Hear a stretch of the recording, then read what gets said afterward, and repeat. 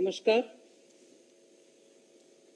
Respected Prime Minister, captains of Indian industry, business leaders, tax and audit professionals, officers of the Income Tax Department. Today is a landmark day in the history of tax administration. The vision of the Prime Minister is to empower the taxpayers to provide a transparent system and to honor the honest taxpayer. To realize this vision, the CBDT, the Central Board for Direct Taxation, has given a framework and put in place a system in the form of this platform. A transparent, efficient, and accountable tax administration is what this platform brings in. It uses technology, data analytics, and also uses artificial intelligence. What does this mean to the taxpayer in the country? It eases compliance burden. It brings in fair, objective, and a just system. There shall not be any physical interface between the department and the taxpayer, and to an extent, it shall bring in certainty of information. The IT department, the Income Tax Department, has undertaken several reforms which in a normal era would have been remembered as a significant milestone. Last year, it brought down the corporate tax from 30 to 22% for all the manufacturing existing units. It also introduced 15% taxation for new manufacturing companies. It removed the dividend distribution tax. It also simplified the personal income tax structure and gave a complete framework of option with simplified and reduced tax structure for those who did not want exemptions or deductions. In other words, taxpayers were given a choice, an option. The Income Tax Department also provided the option for cooperatives to pay taxes at a concessional rate. So, in order to provide accountability, the department has also committed itself for providing document identification number, the DIN as we come to call it. And this is for all its communications. Without the DIN, the document identification number, a document emanating from the Income Tax Department shall be invalid.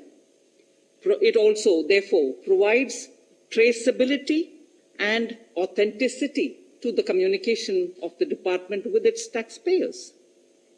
Pre-filled forms are also being provided to taxpayers so that the high-value financial transactions are recorded somewhere, and it enables the taxpayer to see those information visible upfront even as he wants to comply by paying the taxes. Honorable Prime Minister, the department is also hand-holding taxpayers and helping them to understand how to use pre-filled forms, and therefore it's not just introducing a transparent system, but also is helping the taxpayers to be able to understand and comply. Honorable Prime Minister, under your guidance, we also brought in the Vivad Se Vishwas scheme, through which we wanted to bring in a closure to all the pending tax disputes. That has received a lot of good response from the taxpayers. Respected Prime Minister, the IT department has also taken up several measures to provide digital transaction and electronic modes of payments for the taxpayers. During the COVID pandemic, the department also provided relief to the taxpayers by extending statutory timelines for filing of returns. The department also has released the refunds which are due to the taxpayers in an expeditious manner.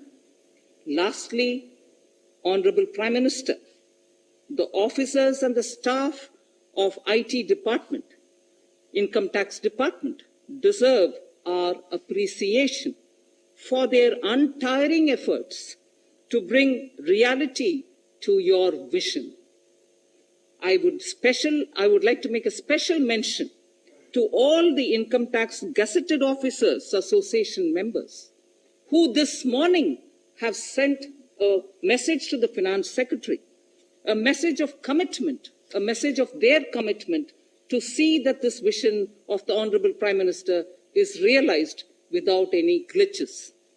Thank you very much. धन्यवाद वित्त मंत्री जी। अब मैं आदरणीय प्रधानमंत्री महोदय से आदरपूर्वक निवेदन करता हूं कि वे कृपया transparent taxation honouring the honest platform का लोकार्पण करें।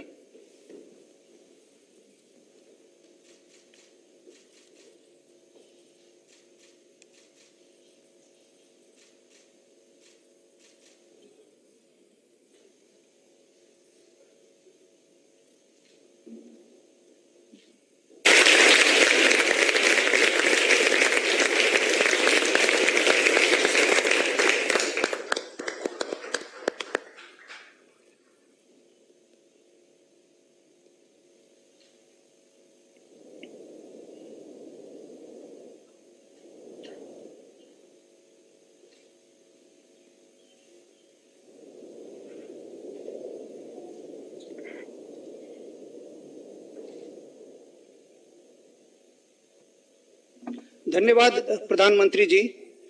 अब मैं आपसे अनुरोध करूंगा कि आप अपने विचारों से हमारा मार्गदर्शन करें। आदरणीय प्रधानमंत्री जी।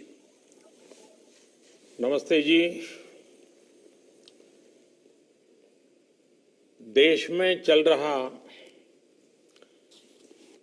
स्ट्रक्चरल रिफॉर्म्स का सिलसिला आज एक नए पड़ाव पर पहुंचा है।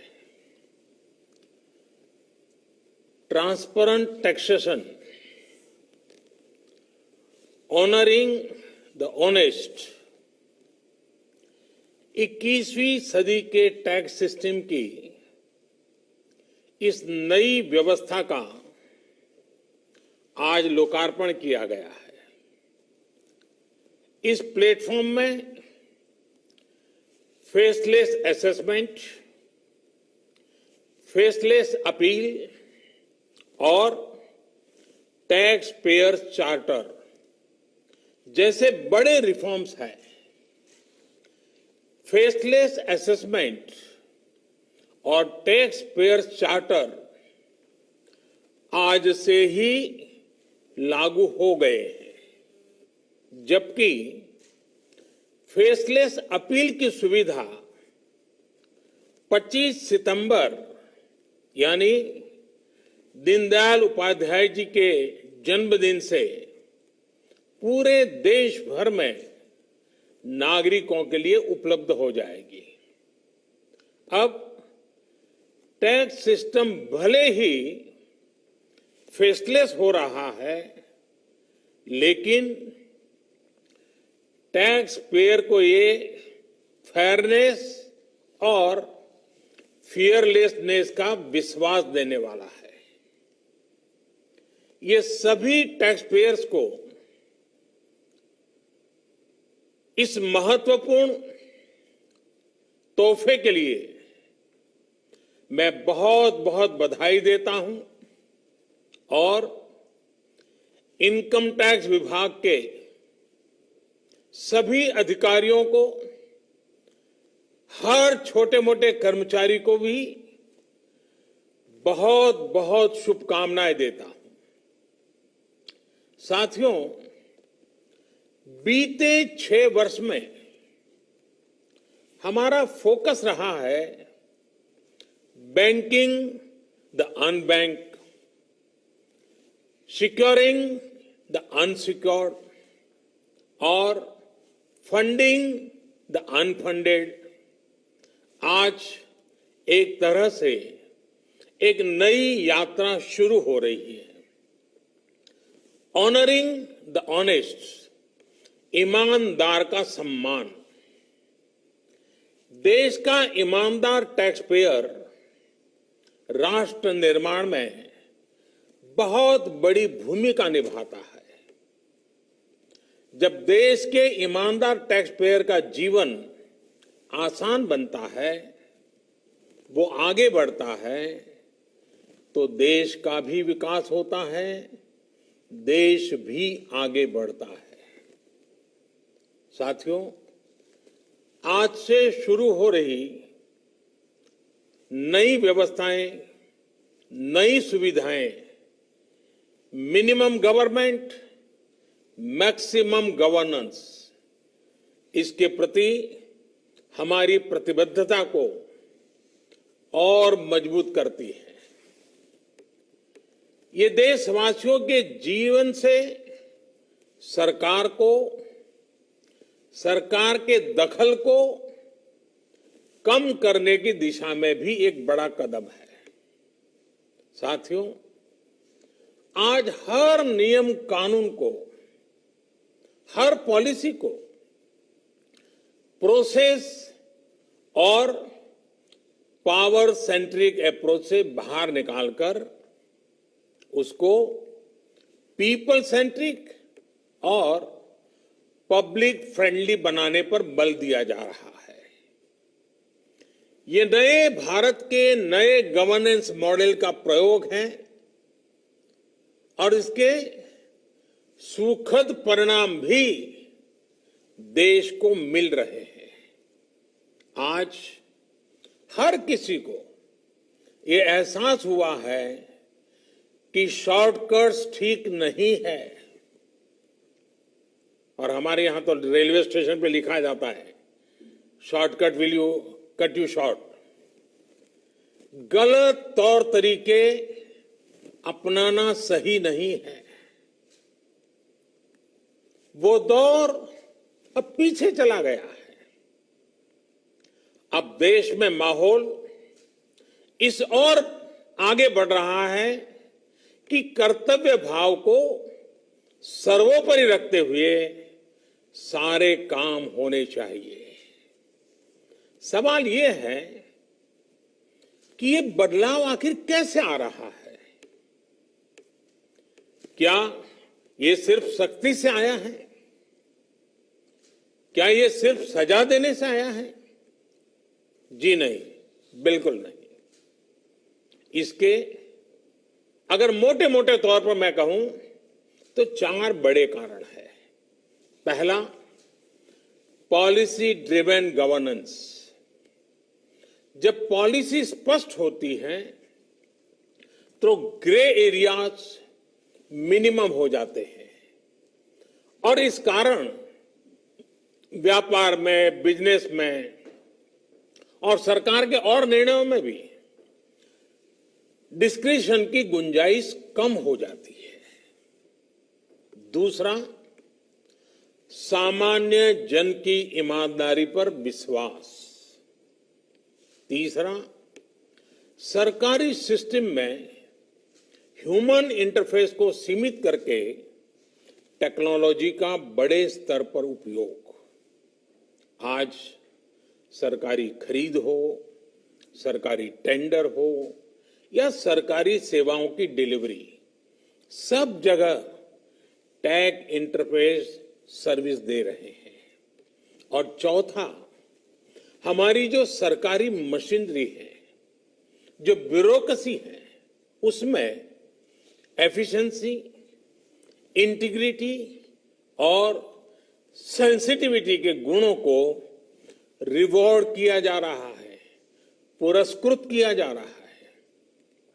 साथियों, एक दौर था जब हमारे यहां रिफॉर्म्स की बहुत बातें होती थी। कभी मजबूरी में कुछ फैसले लिए जाते थे, कभी दबाव में कुछ फैसले हो जाते थे, तो उन्हें रिफॉर्म कह दिया जाता था।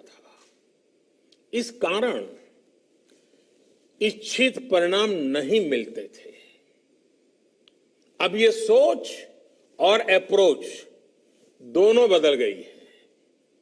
हमारे लिए रिफॉर्म का मतलब है रिफॉर्म नीति आधारित हो, टुकड़ों में नहीं हो, होलिस्टिक हो और एक रिफॉर्म दूसरे रिफॉर्म का आधार बने, नए रिफॉर्म का मार्ग बनाए।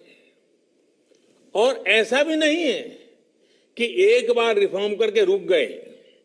ये निरंतर सतत चलने वाली प्रक्रिया है। बीते कुछ वर्षों में देश में 1,500 से ज्यादा कानूनों को समाप्त किया गया है। ईज ऑफ डूइंग बिजनेस की रैंकिंग में भारत आज से कुछ साल पहले 134वें नंबर पर था। आज भारत की रैंकिंग 63 है।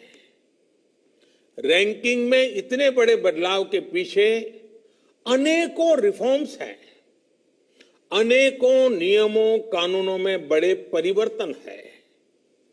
रिफॉर्म्स के प्रति भारत की इसी प्रतिबद्धता को देखकर विदेशी निवेशकों का विश्वास भी भारत पर लगातार बढ़ रहा है।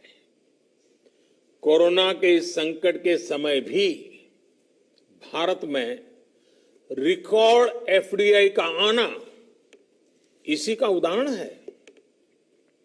साथियों, भारत के टैक्स सिस्टम में फंडामेंटल और स्ट्रक्चरल रिफॉर्म्स की जरूरत इसलिए थी क्योंकि हमारा आज का ये सिस्टम गुलामी के कालखंड में बना और फिर धीरे धीरे इवॉल्व हुआ। आजादी के बाद इसमें यहां वहां थोड़े बहुत परिवर्तन किए गए, लेकिन लार्जली सिस्टम का कैरेक्टर, उसकी चाल चलन वही रहा। परिणाम यह हुआ कि जो टैक्स पेयर राष्ट्र निर्माण का एक मजबूत पिलर है, जो देश को गरीबी से बाहर निकालने के लिए योगदान दे रहा है, उसको कटघरे में खड़ा किया जाने लगा। इनकम टैक्स का नोटिस फरमान की तरह बन गया।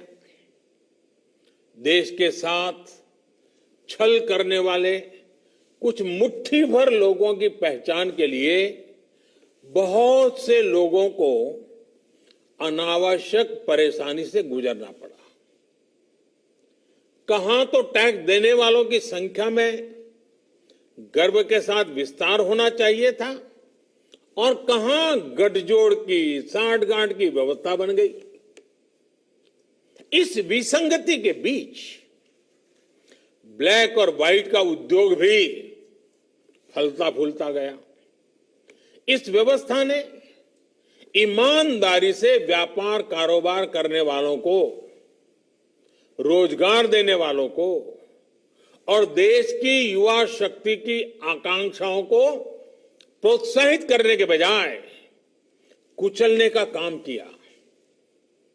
साथियों, जहां कॉम्प्लेक्सिटी होती है वहां कंप्लायंस भी मुश्किल होता है। कम से कम कानून हो, जो कानून हो वो बहुत स्पष्ट हो, तो टैक्स पेयर भी खुश रहता है और देश खुशहाल होता है। बीते कुछ समय से यही काम करने की दिशा में एक के बाद एक कदम उठाए जा रहे हैं। अब जैसे दर्जनों टैक्सेस की जगह जीएसटी आ गया, रिटर्न से लेकर रिफंड की व्यवस्था को पूरी तरह से ऑनलाइन किया गया। जो नया स्लैब सिस्टम आया है उसमें बेवजह के कागजों और दस्तावेजों को जुटाने की मजबूरी से मुक्ति मिल गई है। यही नहीं, पहले 10 लाख रुपए से ऊपर के विवादों को लेकर सरकार हाई कोर्ट और सुप्रीम कोर्ट पहुंच जाती थी।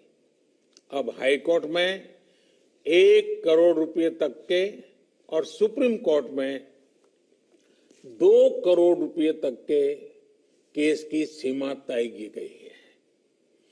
विवाद से विश्वास जैसी योजना से कोशिश ये है कि ज्यादातर मामले कोर्ट से बाहर ही सुलझ जाए।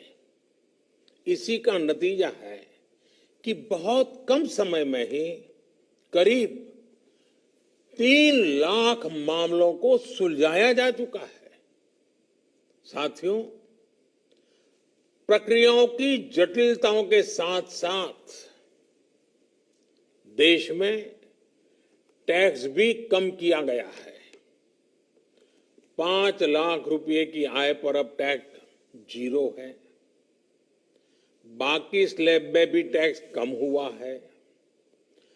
कॉरपोरेट टैक्स के मामले में हम दुनिया में सबसे कम टैक्स लेने वाले देशों में से एक हैं। साथियों, कोशिश ये है कि हमारी टैक्स प्रणाली सीमलेस हो, पेनलेस हो, फेसलेस हो। सीमलेस यानी टैक्स एडमिनिस्ट्रेशन हर टैक्स पेयर को उलझाने के बजाय समस्या को सुलझाने के लिए काम करे। पेनलेस यानी टेक्नोलॉजी से लेकर रूल्स तक सब कुछ सिंपल हो। फेसलेस यानी टैक्स पेयर कौन है और टैक्स ऑफिसर कौन है, इससे मतलब ही नहीं होना चाहिए। आज से लागू होने वाले ये रिफॉर्म्स इसी सोच को आगे बढ़ाने वाले हैं। साथियों, अभी तक तो होता यह है कि जिस शहर में हम रहते हैं उसी शहर का टैक्स डिपार्टमेंट हमारी टैक्स से जुड़ी सभी बातों को हैंडल करता है। स्क्रूटिनी हो, नोटिस हो, सर्वे हो या फिर जब्ती हो, इसमें उसी शहर के इनकम टैक्स डिपार्टमेंट की आयकर अधिकारी की मुख्य भूमिका रहती है। अब ये भूमिका एक प्रकार से खत्म हो गई है। अब इसको टेक्नोलॉजी की मदद से बदल दिया गया है। अब स्क्रूटिनी के मामलों को देश के किसी भी क्षेत्र में किसी भी अधिकारी के पास रैंडम तरीके से आवंटित किया जाएगा। अब जैसे मुंबई के किसी टैक्स पेयर का रिटर्न से जुड़ा कोई मामला सामने आता है, तब इसकी छानबीन का जिम्मा मुंबई के अधिकारी के पास नहीं जाएगा, बल्कि संभव है कि वो चेन्नई चला जाए, गुवाहाटी चला जाए, रायपुर चला जाए, अहमदाबाद चला जाए। वो फेसलेस टीम के पास जा सकता है और वहां से भी जो आदेश निकलेगा उसका रिव्यू किसी दूसरे शहर, कहीं जयपुर हो जाएगा, बेंगलुरु हो जाएगा, चेन्नई हो जाएगा, कोची हो जाएगा, वहां की टीम करेगी। अब फेसलेस टीम कौन सी होगी, इसमें कौन होगा, ये भी कंप्यूटर रैंडमली तय करेगा। और ये प्रक्रिया भी बार बार उसमें बदलाव होता रहेगा। साथियों, इस सिस्टम से करदाता और इनकम टैक्स दफ्तर को जान पहचान बनाने का, प्रभाव और दबाव का मौका अब 0 हो गया। सब अपने अपने दायित्व के हिसाब से काम करेंगे। डिपार्टमेंट को इससे लाभ ये होगा कि अनावश्यक मुकदमेबाजी बचेंगे उससे। दूसरा, ट्रांसफर पोस्टिंग में लगने वाली गैर जरूरी ऊर्जा से भी अब राहत मिलेगी। इसी तरह टैक्स से जुड़े मामलों की जांच के साथ साथ अपील भी अब फेसलेस होगी। साथियों, इस एक महत्वपूर्ण रिफॉर्म के साथ साथ आज भारत एक बहुत महत्वपूर्ण कदम उठा रहा है और वो है टैक्स पेयर चार्टर। ये टैक्स पेयर चार्टर भी देश की विकास यात्रा में बहुत बड़ा कदम है और टैक्स पेयर के लिए अधिकार और कर्तव्य दोनों को संतुलित करने का और सरकार की जिम्मेवारी पक्की करने का ये बहुत अहम कदम है।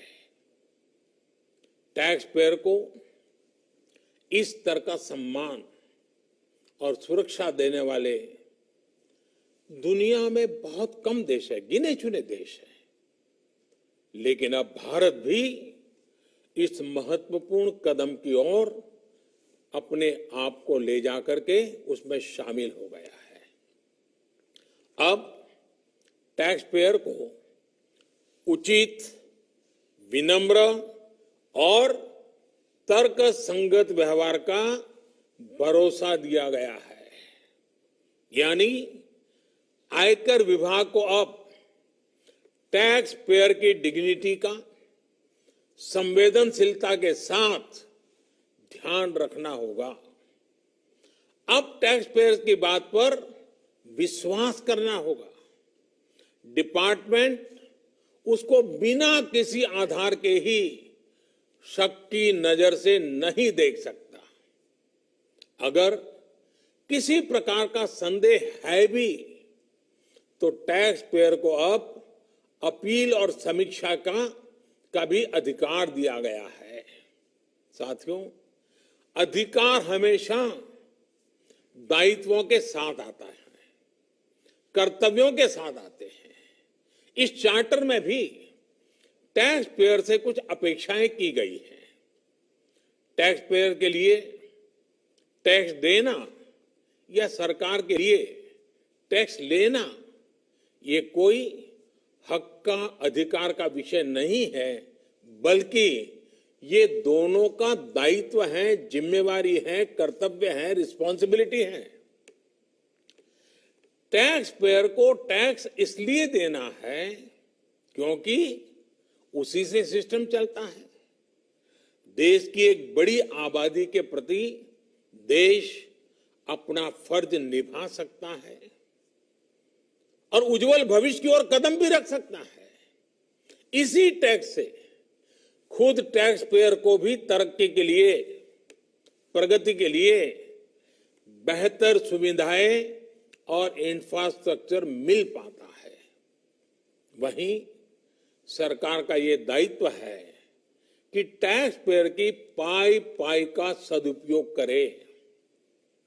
ऐसे में आज जब करदाताओं को सुविधा और सुरक्षा ये दोनों मिल रही हैं तो देश भी हर टैक्स पेयर से अपने दायित्वों के प्रति ज्यादा जागरूक रहने की अपेक्षा करता है। साथियों, देशवासियों पर भरोसा, इस सोच का प्रभाव कैसे जमीनी पर नजर आता है ये समझना भी बहुत जरूरी है। वर्ष 2012-13 में जितने टैक्स रिटर्न होते थे उसमें से 0.94% की स्क्रूटनी होती थी।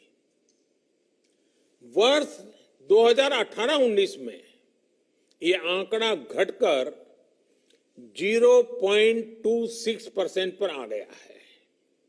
यानी केस की स्क्रूटनी करीब करीब 1/4 हो गई है, 4 गुना कम हुई है।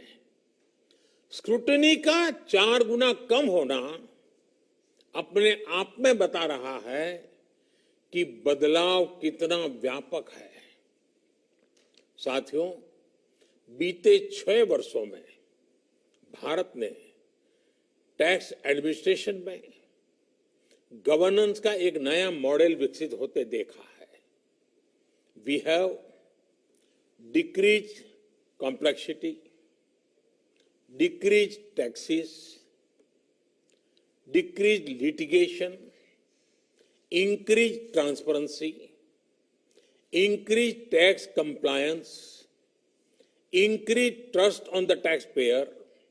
साथियों, इन सारे प्रयासों के बीच बीते 6-7 साल में इनकम टैक्स रिटर्न भरने वालों की संख्या में करीब 2.5 करोड़ की वृद्धि हुई है। ये वृद्धि तो बहुत बड़ी है, लेकिन इस बात का हम इनकार नहीं कर सकते हैं कि इसके बावजूद भी 130 करोड़ के देश में ये बहुत कम है, बहुत कम है। इतने बड़े देश में सिर्फ 130 करोड़ में से 1.5 करोड़ साथी ही इनकम टैक्स जमा करते हैं। 130 करोड़ में 1.5 करोड़। मैं आज देशवासियों से भी आग्रह करूंगा, जो सक्षम है उनको भी आग्रह करूंगा, भिन्न भिन्न करके व्यापार उद्योग के संगठन चलाते हैं उनको भी आग्रह करूंगा। इस पर हम सबको चिंतन करने की जरूरत है, देश को आत्मचिंतन करना होगा और ये हमारा आत्मचिंतन ही आत्मनिर्भर भारत के लिए आवश्यक है, अनिवार्य है। और ये जिम्मेदारी सिर्फ टैक्स डिपार्टमेंट की नहीं है, ये जिम्मेवारी हर हिंदुस्तानी की है, हर भारतीय की है जो टैक्स देने में सक्षम है, लेकिन अभी वो टैक्स नेट में नहीं है। वो स्वप्रेरणा से अपने आत्मा को पूछे, आगे आए। और अभी 2 दिन के बाद 15 अगस्त है। आजादी के लिए मरने मिटने वालों को जरा याद कीजिए, आपको लगेगा हाँ मुझे भी कुछ न कुछ देना चाहिए। आइए विश्वास के, अधिकारों के, दायित्वों के इस महत्वपूर्ण भावना का सम्मान करते हुए, इस प्लेटफॉर्म का सम्मान करते हुए नए भारत, आत्मनिर्भर भारत के संकल्प को सिद्ध करें। एक बार फिर देश के वर्तमान और भावी ईमानदार टैक्स पेयर को बहुत बहुत बधाई देता हूं, शुभकामनाएं देता हूं। और ये पहल, ये बहुत बड़ा फैसला लिया गया है। इनकम टैक्स के अधिकारियों को भी जितनी बधाई दे उतनी कम है।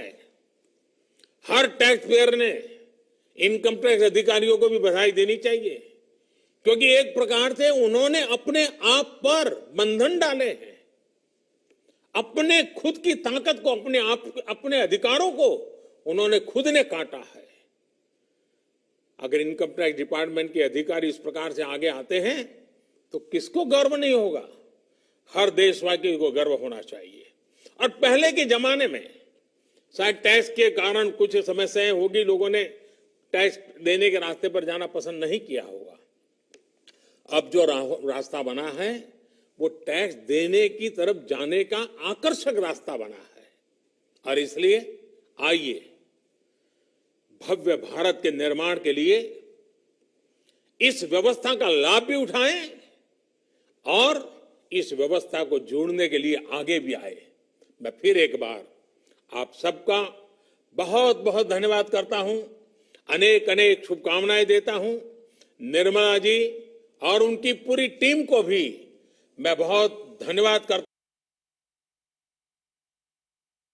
हूं कि एक के बाद एक देश के उज्जवल भविष्य के लिए लंबे अरसे तक प्रभाव पैदा करने वाले अनेक सकारात्मक निर्णयों का नेतृत्व कर रहे हैं।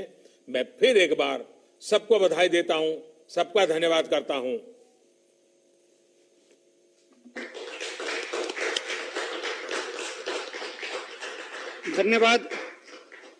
धन्यवाद प्रधानमंत्री जी। इस कार्यक्रम के अंत में हम आपका, आदरणीय वित्त मंत्री जी का, वित्त राज्य मंत्री जी का और सभी का आभार प्रकट करते हैं। धन्यवाद।